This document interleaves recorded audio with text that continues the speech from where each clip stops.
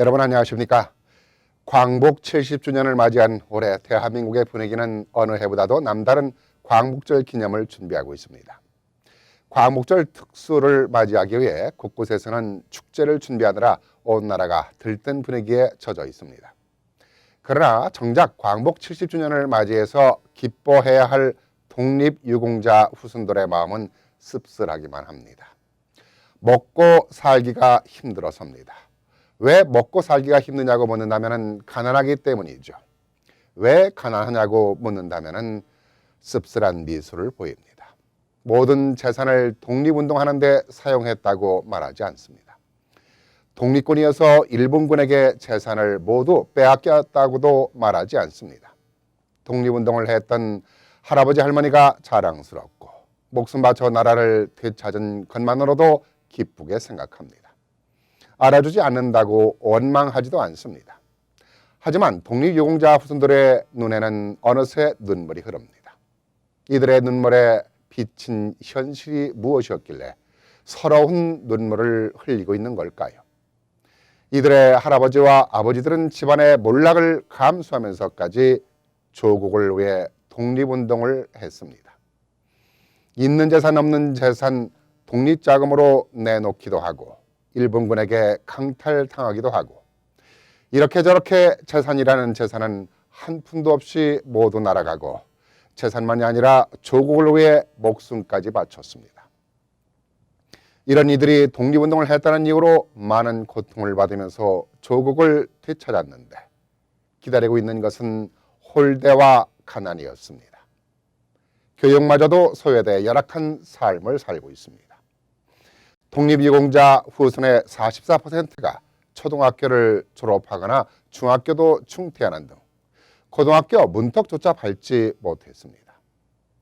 이런 독립유공자들에게 박정희 유신 정권은 손자 손녀들에게까지 지어다하던 혜택을 아들대로 줄이는 법을 만들어서 지원을 끊는 악법으로 독립유공자들의 빈곤을 부추기는 데 한몫했습니다.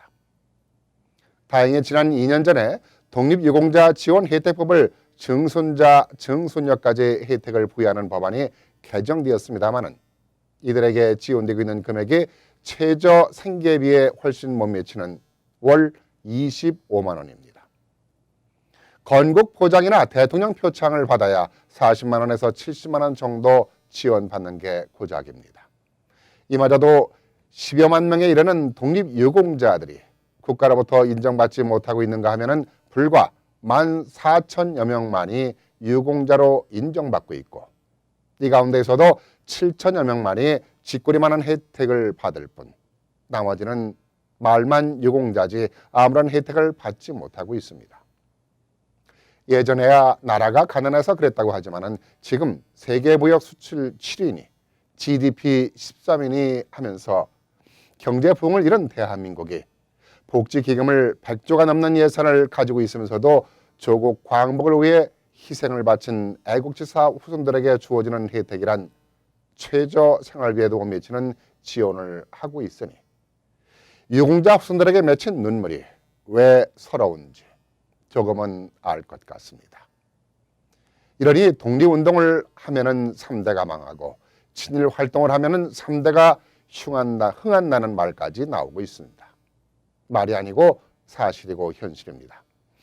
친일파는 호의호식하고 독립운동가와 그의 후손들은 생계의욕을 받으면서 힘들게 살아가는 대한민국의 현실이 근본적으로 바뀌지 않고서 누가 애국을 말하고 민족 정기를 말할 수 있을까요?